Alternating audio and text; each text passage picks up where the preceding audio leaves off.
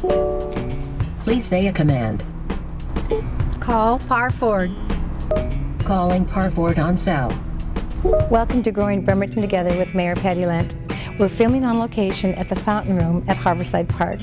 And my two guests today are Terry Halvorson with the Harborside Convention Center, also Carlos Jara, who's going to talk about his new restaurant, the Toro Lounge. Stay with us.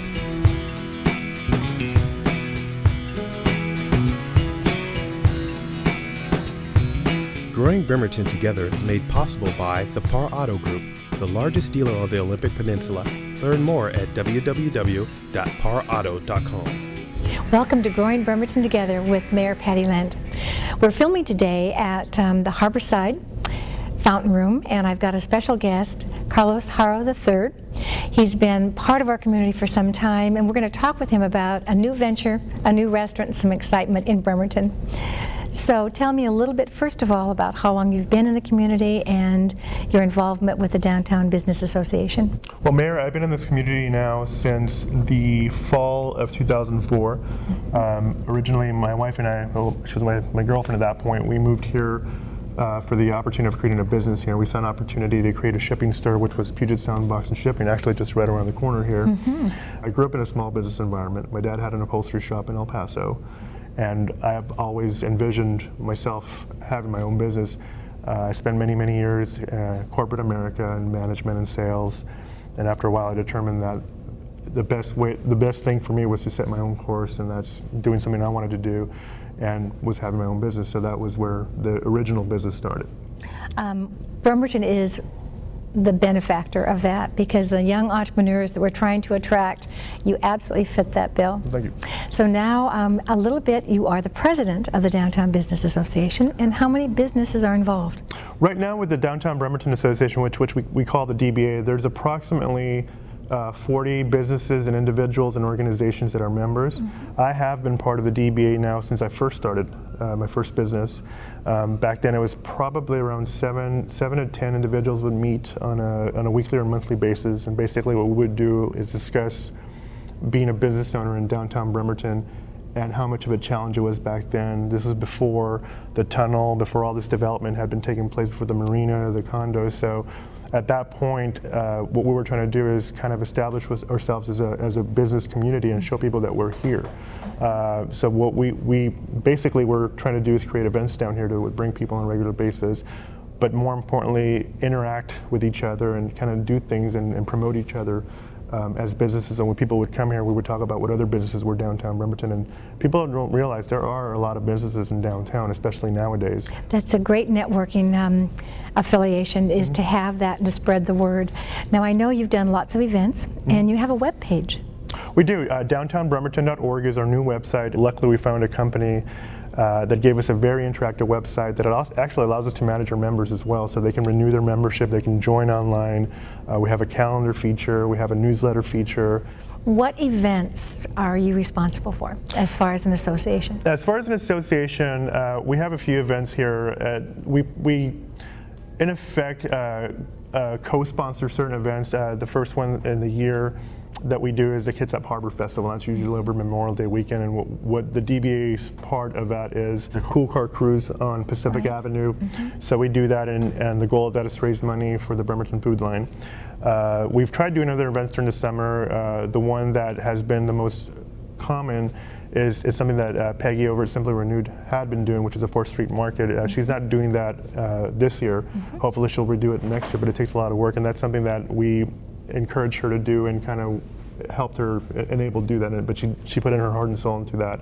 And the big event that's coming up for us as a DBA is actually Halloween. We do the Safe Trick or Treat in downtown, which is very unique, where businesses actually stay open later and allow families to bring their kids and go business trick-or-treating, as opposed to in certain neighborhoods going to their neighborhood and going door to door. Here it's in a business, so that's kind of cool. That's great. And we've been participating in that since 2004, since I've been here.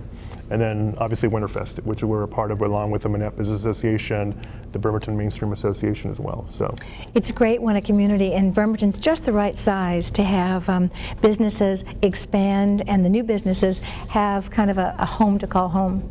And speaking of new businesses, you have a new restaurant just opening. Correct. We plan to be open, at this point we should be open hopefully by the 23rd of July. The restaurant is called Toro Lounge. It's a tapas and martini restaurant. And by tapas, I'm talking about small plates, food. It's Northwest cuisine. It's not truly a Spanish restaurant. We call it Northwest Tapas or Northwest Small Plates. But the application itself is affordability. Instead of going to a place and getting a big plate of food and just being overwhelmed by the amount of food, here you're getting more quality. Not like a little piece of food for a lot of money, but it's very cost effective. For $20, you can have a nice drink and a couple of plates and have a great time. Is kind of our goal with that. Did you have a chef in mind when you started the concept of the restaurant? I do, actually. I am working with an individual. He's a Bremertonian. His name is Alan Davis. He's actually our restaurant consultant. Unlike some restaurants that they bring in a chef and they have this whole chef presentation in the back of the kitchen, we opted to work with a consultant that we trust and believe and actually have experienced his cooking, and worked with them to create our own cuisine, our own menu. And basically our staff in the kitchen, all they do is follow the plan. There's no deviation or creativity. We've already taken care of that. So you know the quality's there, the quantity, it's going to be a certain look, and if someone comes and says and raves about a meal, the next time they come, they'll have that same experience. Correct. There's no deviation from it, and it shouldn't be. That's where myself as a GM ensuring that we have that quality control. So each and every time you go there, we'll probably have 30 to 40 plates on the menu. 80 to 90% of them will be small plates, $6 to $9 plates. A couple of entrees on there as well, and some pizzettas, which is like a personal pizza but more gourmet. Fun. And obviously, in addition to that, we call ourselves Martini, but it's truly a tapas and spirits restaurant. So it's a scratch bar where we would have nicer drinks, affordable drinks. We're also going to be unique that we're going to have 20 microbrews on tap. We'll have the most beers on tap, or brews on tap, I should say, in downtown Bremerton, and that's extremely unique. But we made a huge investment in our system. In fact, I just left a meeting where we're actually producing our own gas to power our system. It's actually very green. First, instead of getting the cylinders delivered and installed, we're actually generating our own gas through this really cool system, a company out of Seattle. So I'm very excited about that. That will be kind of green in that respect.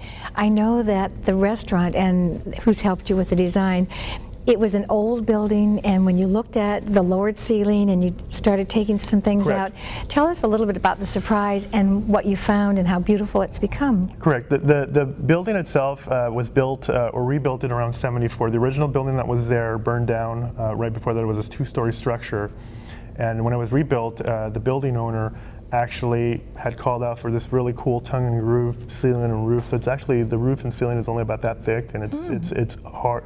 It's like you can drive a truck on it. It's very thick, and it's all tongue and groove. You can see elements of it on the sidewalk over the covered canopy that has this cool wood finish. And our neighbors, i.e. Simply Renewed, the antique shop, when you go in there, you see this wood ceiling, and our ceiling was actually a drywall ceiling. Dropped down with big square fluorescent lighting, and it was just not the right look. And so I was lamenting, what are we going to do with the ceiling? Are we just going to paint it black? Are we going to go get old schooly tin tiles in there and cover it up? Anyways, there was some drywall damage on it, and with the drywall damage, as we were cutting out holes to figure out how we were going to fix this, we discovered as we put a flashlight there, like, oh my God, we have a wooden ceiling. Wow. So we ripped it all out, and it became this showcase. So people walk by and they stop and go, that's an amazing ceiling. So we capitalize on that now in our showcase and our ceiling. Correct. So it almost will look like a brand new restaurant, even though it's in an old block in an older building. Right. There had been a couple of restaurants in there before, and they always had a little bit of struggle, specifically because they were down there by themselves. This was before some of the other restaurants had opened, and when you're the lone man down there, it is very, very difficult to get people to come down here. Well, fast forward now, you have more restaurants down here. You have the new bar and grill that opened here, so it was an opportunity for us to be part of something. And basically, we're trying to create a district, a destination of restaurant, cuisine, drinks, and hopefully entertainment with the theater opening up. So now, by creating this, we're going to be more of a draw collectively, so we all complement each other. We're competitors, but we all complement what we all are doing in here as well. So that's great. We're excited for this new venture. We're excited for you being a part of Bremerton, and I'm hoping that all of you at the restaurant being open, it follows right after that Brew Fest that Bremerton just experienced. So stay with us. We'll be right back. I am Renee Parr. I work at Parr Auto Group in Bremerton, and I'm the Internet Sales Manager. Parr Ford is a family-owned car dealership that started in 1983. In 2001, we moved up to our new facility over here on the freeway, and we've been here ever since. I think my dad's hopes and goals for Parr Ford is just to keep giving our customers a great experience that makes them want to come back and see us again. And we do that by creating a relationship with our customers that is based on honesty and respect. The Parr Auto Group staff is great because they're the best in the business. They know our product inside and out. They give their customers a great experience when they come in. We're also here after the sale. We're very open about if you have a question when you get home, call us up, stop in and get a cup of coffee, whatever we need to do to make your experience fantastic. I work for Parr Ford because personally I love spending time with my dad. I think he's a great person to work for. I work here because I enjoy my job. I get to interact with our customers and our staff. I've known a lot of our staff since I was 15 years old. There's nowhere else I'd rather be working. My hopes and goals for Parr Ford is just to keep giving our customers a great experience and keep making them want to come back and buy some cars from us. If you want to learn more about the Parr Auto Group, go to www.parauto.com or you can pop in and visit us.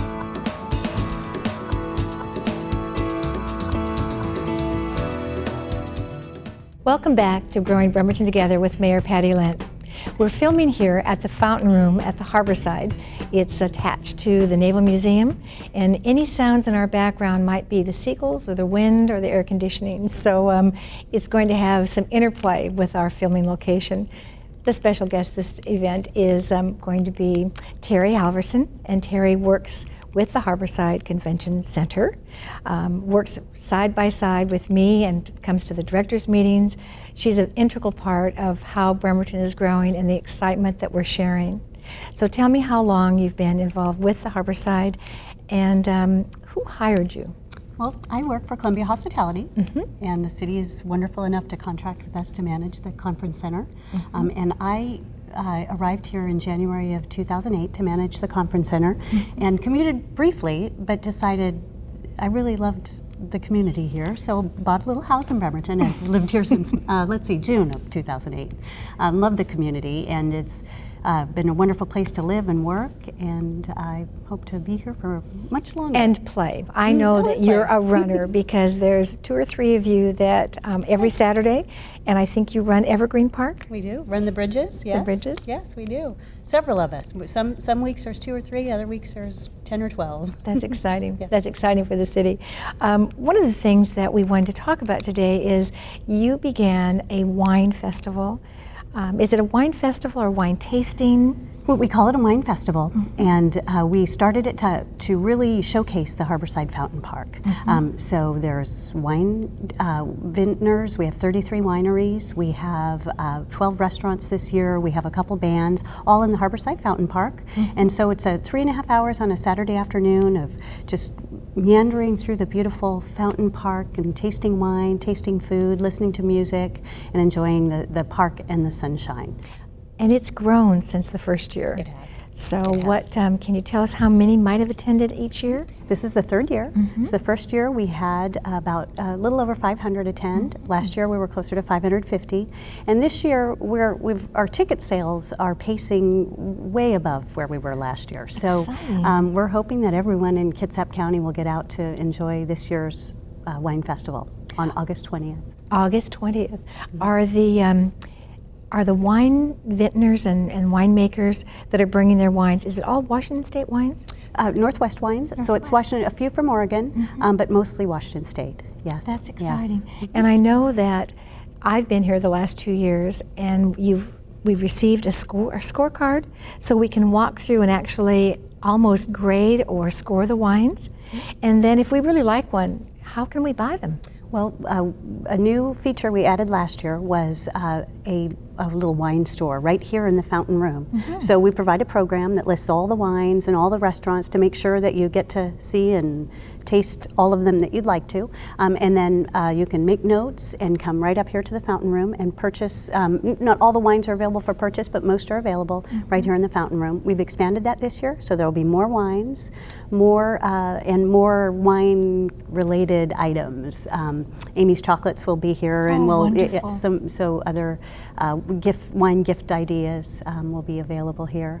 We also added 3 breweries this year. If you have a guest coming that doesn't really like wine, they'll enjoy that. So we have all local breweries, Silver City and Hales Ales, and then Der Blocken. And Der Blocken, my goodness, that is exciting. There's always a few that say, oh, wine. And at wine festivals, you don't get beer very often, so very creative. Last year, I understand, because it's in August, it was very hot. But I noticed that some of the people were waiting in the fountain, so that's permissible. Absolutely. It's okay to roll up your pant legs and get in the fountain, and watch out for the photographer, because we caught a lot of Bremerton citizens in the fountains. That's great. And our own restaurants, if there are 12 restaurants, can you name a few that are going to be featured? Of course. Anthony's has participated every year. Our chef, Marcia Henry from the Conference Center, will also participate. Our newest restaurant, the Bremerton Bar and Grill, is the Boat Shed, McLeod's, lots of Bremerton restaurants, Boston Pizza will be involved. Did Olympic College have someone they have a chef's program, and did they participate before? They've not participated. The timing is not very good. School's not correct. Yeah, so it's difficult. They take off. Exactly. That's difficult. Besides the wine festival and your association with the Conference Center, I believe weddings are the next biggest event that you're responsible for. Tell us a little bit about all the different locations that you can stage a wedding. Okay. We do wedding ceremonies outdoors and indoors. So we have wedding ceremonies in the Fountain Park, where the wine festival will be. We have them on the boardwalk. And so, we set up lovely white chairs, and people put a runner and have flower petals, and with the water or the marina as a backdrop in those 2 locations. And then they come indoors, either here in the fountain room or the Conference Center for the wedding receptions. And you're right about that. We probably do about 45 weddings a year, every size, from 25 people to 300. So every size of weddings. A nice thing for us is, before we had the second hotel, it was hard to have a convention for 3 or 4 days in a row. And I believe that after the Fairfield opened, that the firefighters conference was here for 3 or 4 days. Over 400, I understand. It was, yeah, about 450 people. And those are the events that we're working hard to bring to Bremerton for just that reason. So the Conference Center can house the meeting, the 3 or 4 day meeting, and they stay in the hotels, and they eat in the restaurants, and they shop in all of the downtown shops. So those are exactly the events. And before the second hotel was there, you're right, there just wasn't quite enough rooms downtown to attract that kind of business. That's exciting. We had that concierge, and formerly Carlos Jara, who's opening his new restaurant, was the first part of our program. And he mentioned, and we were talking about the concierge that have come to Bremerton to take a look. And when someone in Seattle needs to have a day of play, that we're trying to entice them to discover Bremerton. When we first hosted those 35, you actually had a champagne reception with Boston Pizza. Exactly. How exciting could that be? So your creativity has been wonderful for us, I know, and I think we can only grow. It was a great addition to the city for us to have, and so with the weddings and conventions and this wine festival, I think the wine festival is what we're really featuring this time, because it's another event that is coming almost one each month to the city of Bremerton. So your participation is great. Thank you for being my guest today, and thank you for joining us on Growing Bremerton Together with Mayor Patty Lent.